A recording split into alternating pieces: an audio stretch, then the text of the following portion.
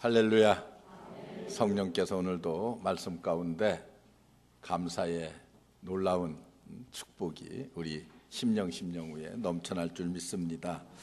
오늘은 여러분들이 너무나 잘 아는 추수감사 주일로 지키는 날입니다. 다시 한번 깊은 감사의 마음으로 하나님께 영광을 돌리는 그런 감사절이 되어야 할 것입니다. 특별히 오늘 말씀 7절에 보면은 감사함을 넘치게 하라 이렇게 말씀하고 있습니다. 옛날 우리 성경이 처음 번역되었을 때는 한자어를 좀 섞어가면서 이렇게 번역을 했어요. 감사함을 증하고 가하라. 이게 뭡니까? 더할 증자, 더할 가자를 써서 감사함을 증하라, 가하라. 오늘 표현으로 풀이해서 말한다고 하면은 너희는 믿음에 굳게 서서 감사함을 더하고 또 더하라. 그런 강조의 말씀입니다. 원래 감사라는 말은 고맙다는 뜻입니다. 고맙다. 누구에게 은혜를 입었을 때에 고맙다라고 하는 뜻을 나타내는 마음을 우리는 감사라고 그렇게 말합니다. 사람은 은혜를 입었으면 고마워할 줄도 알고 감사할 줄도 알아야만 합니다. 이것이 인간이 할 수 있는 가장 기본적인 도리이고 예의입니다. 여기에 인간의 값이 그리고 품격이 결정되는 것이라고 볼 수 있습니다. 그런데 오늘날 그 고마움을 다 잊어버리고 은혜를 모르는 세대가 되어버려서 안타까움이 우리들에게 있습니다. 성도들도 마찬가지고 기업도 노동자도 다 어떻게 변해가고 있습니까?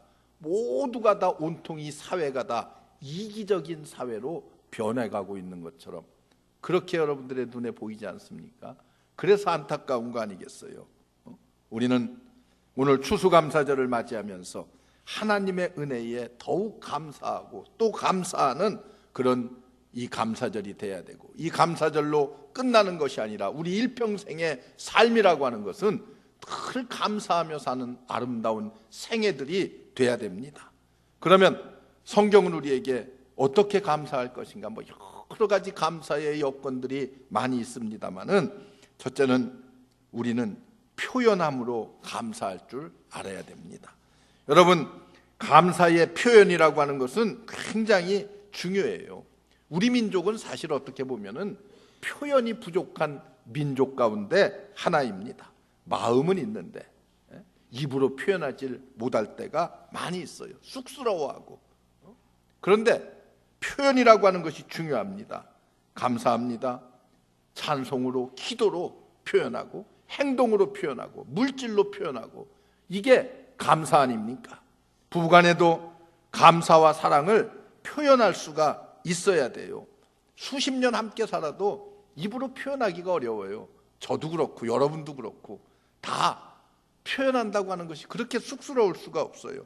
물론 남편들이 아내를 사랑하지 않는 것이 아닙니다. 뼛속 깊이 사랑하면서도 그 표현을 우리는 하지 못하면서 살아갑니다. 그런데 여러분, 사무치는 사랑도 감격이 있지만은 말로 표현해 준다고 하면은 그 사랑이 훨씬 더 완벽해질 수가 있습니다. 이번 추수감사절은 오늘을 정해놓고 지키는 것만으로도 감사하지만은 예물을 준비해서 드리는 표현의 감사도 있어야 되고, 행위의 감사도 있어야 되고, 우리 입술로 하는 입술의 감사도 따라야 될 줄로 믿습니다. 그래서 이 감사절은 마음과 입술과 그리고 소중한 물질을 구별해서 하나님 앞에 드림으로 감사하는 표현의 감사절이 될 때에 완전한 감사가 될 수 있습니다. 오늘 완전한 감사를 하나님 앞에 드릴 수 있는 여러분들 되시기를 주의 이름으로 축원합니다. 또 한 가지는 우리는 감사의 의미를 좀 깊이 깨달아 알아야만 합니다.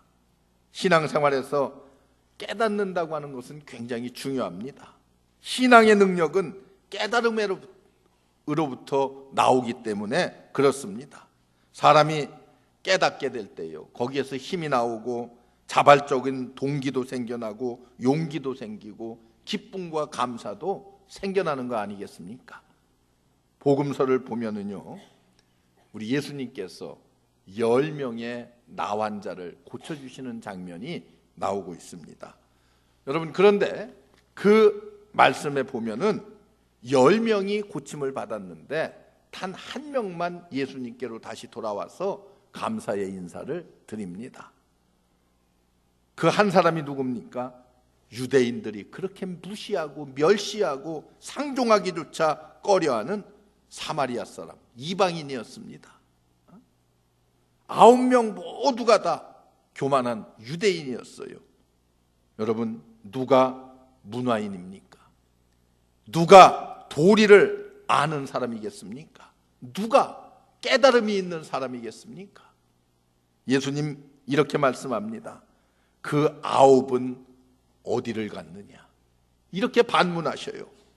사람은 신세진 것을 오래오래 기억하고 고마워하며 감사하는 사람이 되어야 되는데 오늘날 그런 사람들이 점점 적어진다고 하는 거예요. 이것은 쉬운 것 같지만은 굉장히 어려워요, 사실은. 그래서 사람의 값어치는 이같이 은혜를 알고 깨닫는 데에 있다고들 말을 합니다. 옛날 후한 나라에 광무제라고 하는 임금이 있었습니다. 그런데 그에게는 혼자 된 호양공주라고 하는 공주가 있었어요. 혼자 되었어요. 그래서 왕이 그렇게 말합니다. 이제 개가를 해서 다시 남편을 맞아라. 그랬더니 극구 사양을 해요.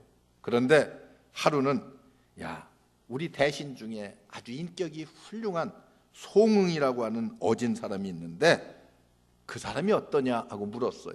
그랬더니 이 공주가 그럽니다. 그 사람이라고 하면은 내가 개가를 하겠습니다. 그래서 하루는 광무제가 이 송응이라고 하는 신하를 불러서 의중을 물어봤습니다. 이때 이 송응이 이런 지하에 거절을 합니다. 그리고 그가 이렇게 말해요. 어찌 내가 조강지처를 버리겠습니까? 여러분, 송응은 자기의 처를 가리켜서 조강지처라고 말했어요. 여러분, 조강지처라는 말 자주 쓰잖아요. 조강지처라는 말. 옛날 과거 공부할 때에 부인이 남의 집에 가서 방아를 찧어주고 그저 주는 품삯으로 쌀액이라든지 아니면은 결을 조금씩 얻어다가 남편을 공양해서 장원급제를 시킨 부인이라는 그런 의미도 담고 있습니다. 조강이라고 하는 것은 제강조자에다가 격강자를 써요. 한자어로 말한다고 하면은 그게 뭐예요? 술찌꺼기와 술찌거미와 그리고 쌀겨라는 말입니다. 가난할 때 함께 고생을 하면서 술찌거미를 먹고 그리고 쌀겨를 가져다가 먹으면서 함께 고생한 내 아내를 버릴 수 없다는 거예요. 그게 조강지처예요. 여러분, 일시에 출세길이 훤하게 열려 있음에도 불구하고 송응은 쉽게 왕의 제의를 받아들일 수 있었지만은 내가 어떻게 조강지처의 마음을 아프게 할 수가 있겠느냐, 둘째 부인을 맞이할 수 있겠느냐 해서 이런 지하에 거절을 했습니다. 여러분, 이 사람이 바로 은혜를 아는 사람이 아니겠습니까? 히브리 속담에 이런 말이 있어요. 사람이 사람의 은혜를 모른다고 하면은 하나님의 은혜는 생각조차 못할 것이다. 사람의 은혜조차도 우리가 깨닫지 못하고 갚을 줄 모르면은 하나님의 은혜에 대해서는 생각지도 못한다는 거예요. 여러분, 어떻습니까? 우리가 이 세상 은혜라고 하는 것은, 그리고 감사라고 하는 것은 하나님께서 우리에게 주신 축복 가운데 하나입니다. 오늘 감사절을 맞이하는 이 아침, 우리는 진정 깨닫는 마음으로 하나님께 감사해야 할 것입니다. 은혜를 깨닫는 마음, 여기에 표현의 감사도 생겨납니다. 마음은, 이런 마음, 감사하는 마음은 하나님께서 우리에게 주시는 놀라운 축복 가운데 하나입니다. 이 놀라운 은혜가 우리 모두 이 자리에 함께한 여러분들과 오늘 이 시간 함께 하시기를 주의 이름으로 축원합니다. 그리고 우리의 감사는 성숙한 감사가 되어야만 합니다. 오늘 말씀을 여러분들이 보면은 믿음에 굳게 서서 감사함을 넘치게 하라 이렇게 말해요. 오늘보다 내일이, 금년보다 내년이 더욱 어때요? 성장해 나가야 되는 거예요. 우리의 신앙은 이렇게 점점 성장해서 성숙한 단계에 이르러야만 합니다. 이런 사람에게는 여러분 문제가 없어요. 문제가 있다면 어떤 사람에게 문제가 있어요? 1년 전이나 10년 전이나 변함이 없어요. 달라지는 것이 없어요. 10년 전의 감사의 자세와 오늘의 감사의 자세가 별로 바뀐 것이 없습니다. 다른 말로 바꾸면 성숙함이 없다는 거예요. 이것은 성숙함이 없다고 하는 것은 후퇴했다고 하는 것입니다. 그냥 그것 유지했다고 하는 것으로 만족하는 것이 아니에요. 이것은 후퇴입니다. 사람은 어때요? 향상되어야 되는 거예요. 신앙도 생활도 향상되어야 돼요. 여러분 30년 전의 생활과 20년 전의 생활과 10년 전의 생활과 지금의 생활을 한번 생각해 보면은 여러분들의 삶이 어때요? 30년 전이나 그저 그래요? 그때보다는 조금 나아졌고 또 좀 더 나아졌고 앞으로 나아질 것이라고 하는 믿음도 있고 확신도 있는 거 아니겠습니까? 사람은 이렇게 항상 향상되고 전진해야만 되는 것이 사람의 모습입니다. 생각도 마음도 믿음도 활동도 성숙해져야 돼요.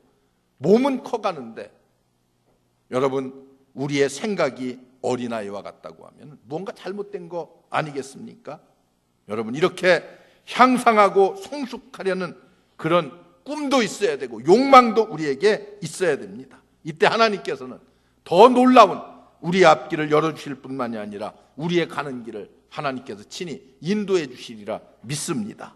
우리의 감사가 날로 성숙해질 때 하나님께서 더 놀라운 감사의 여건들을 우리에게 허락해 주십니다. 오늘 이 추수감사절에 좀 더 성숙한 감사를 드릴 수 있는 우리 모두가 되시기를 주의 이름으로 축원합니다. 한 가지 더, 우리의 감사는 믿음으로 드리는 감사입니다. 성경에 보면은 믿음이 없이는 하나님을 기쁘시게 할 수 없나니 그렇게 말씀해요. 그래서 감사도 믿음에 굳게 서서 감사함이 넘치게 하라 이렇게 말씀합니다. 감사는 믿음의 척도입니다. 믿음의 상태를 보는 잣대와 같은 거예요. 믿음이 좋은 사람들은 하나같이 감사하는 삶을 산 사람들입니다. 이런 감사가 있기 때문에 믿음이 유지되는 거 아니겠습니까? 여러분 제가 아는 집사님 지금은 작고하셨어요.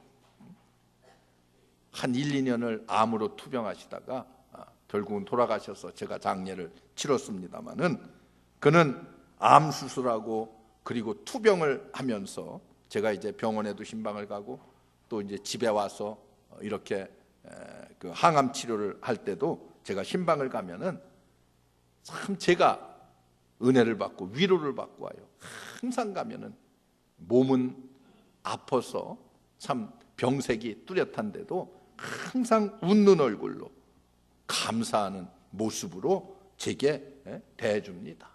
그래서 오히려 제가 위로를 받고 힘을 얻고 은혜를 받고 돌아와요. 그 투병 생활을 하면서 얼마나 힘들겠어요. 그걸 제가 다 하는데 머리는 다 빠져서요. 이렇게 가면은 빵모자를 쓰고 계셔요. 위로하러 간 내가 오히려 위로를 받고 돌아올 때가 많습니다. 얼마나 눈물겨운 신앙 고백이고 감사인지 몰라요. 제 마음속으로 저것이 바로 믿음의 삶이로구나. 저것이 바로 올바른 감사의 삶이로구나. 잊을 수가 없어요. 수없이 많은 사람들이 제 곁을 지나갔어요. 많은 성도들이 있어요. 그럼에도 불구하고 지금도 아주 뚜렷하게 돌아가신 지가 꽤 오래됐음에도 불구하고 내 머릿속에 투병을 하면서도 웃음을 활짝 웃어 보이시던 그분의 모습이 지금도 내 머리에 아주 역력하게 기억으로 남아 있습니다. 여러분, 이런 감사는 누구나 그냥 흉내낼 수가 없는 것 아니겠어요? 항상 거꾸로 어떤 분은요, 항상 죽는 소리를 하는 성도가 있어요. 내가 보건대는 그냥 집도 그만하면 잘 살고 자녀들도 그만하면 다 잘 되었고, 그런데도 그냥 입만 벌리면 죽어. 심지어는 조화도 죽어. 조화도 죽어. 그리고 항상 그분이 하는 말이 있어요. 목사님, 저는 왜 이렇게 가슴이 답답한지 모르겠어요. 목사님, 아주 컬컬해 죽겠어요. 아니, 뭐가 일평생 그렇게 답답하고 컬컬하고 그래. 하나님의 은혜가 임하면은요, 여러분, 기쁘고 즐겁고 감사해야 되는 거 아니겠어요? 그런데 그냥 늘상 그냥 기도도 열심히 해. 새벽 기도도 열심히 나와. 그렇게 기도도 열심히 하고 열심히 신앙생활 하는데 가정도 부족함이 없는 것 같은데, 남편도 그만하면은 뭐 내가 볼 때 훌륭한 남편, 본인보다 훨씬 더 훌륭한 것 같아요. 그런 남편을 함께 살고 있는데 뭐가 그렇게 맨날 답답하고 컬컬하고 그렇습니까? 여러분, 이런 사람은요, 마음을 바꿔야 돼요. 어떤 마음? 감사하는 마음으로 바꾸면은 그 병적인 요소들이 다 사라집니다. 불평은 병입니다. 빨리 어떻게? 감사하는 마음으로 바뀌어서 우리의 삶을 고쳐야 돼요. 고쳐야 돼. 왜 나만 이렇게 아파? 나만 왜 이래? 여러분, 그렇게 계산하는 계산법, 여러분, 그런 거 빨리 내게서 떠나야 돼요. 그냥 이렇게 감사절 되면은 아이고 무슨 감사절이야? 우리는 농사도 안 진 도회지에서 추수감사절, 앞에 추수나 빼지. 뭐 이렇게 하는 사람들이 없는 것 같으지요? 나한테 그래요. 추수나 빼지. 여러분, 우리 믿음의 사람들은 이런 불평들이 없어져야 돼요. 오직 감사가 있습니다. 그 감사에는 어떤 감사? 믿음의 감사요. 우리 교회요, 신앙생활한 지 얼마 안 되는 분이 한 분 계셔요. 그런데 그분이요, 젊은 분인데 그분이 시험을 치렀어요. 뭐 자격증 시험이야. 하여튼 자격증 시험을 치렀는데 한 달 정도 있다가 이제 이렇게 발표가 나요. 나 오늘 여기 자격증 시험 치르는 사람이 있어가지고, 그 사람 아니에요. 오해하지 말고. 하여튼 그분이 계신데, 그분이 이제 헌금을 냈는데 합격 감사헌금을 냈어요. 그래, 나는 합격한 줄 알았어요. 그래서 그분을 전도한 사람에게, 아이고 그분 시험 본 거 잘 합격했네요. 네, 그랬어요. 그랬더니, 아이고 목사님, 아니에요. 발표 날려면 아직 좀 시간이 있어야 돼요. 그러는 거예요. 아니, 그런데 합격 감사헌금을 냈던데 제가 이렇게 물었어요. 그랬더니, 아이고 목사님, 저도 그냥 걱정이 돼서 죽겠어요. 걱정이 돼서 죽겠다는 거예요. 왜? 발표가 나서 떨어지면 교회도 안 나올 거 아니에요. 이제 내가 간신히 전도에다가 데려다 놨는데, 그래서 자기가 더 걱정이 돼. 자기가. 여러분, 얼마나 걱정이 되는지 아주 내가 오히려 마음이 아프고 아주 어쩔 줄을 모르겠다는 그런 얘기를 해요. 그런데 제가 그런 생각이 들더라고요. 저런 믿음이 참 어떻게 보면 아주 순수하지 않겠는가. 하나님의 교회 나온 지 몇 달 되지도 않는데 그런 순수한 마음, 너무 계산하고 너무 재고, 그래서 꼭 무슨 이득이 있을 때만 감사하는 그런 것이 아니라 정말 믿음으로 하는 감사, 성숙한 감사의 삶. 그 사람이 됐겠어요? 안 됐겠어요? 안 됐으면 내가 얘기를 안 하지. 그 시험에서 떨어졌으면 내가 얘기를 하겠어요?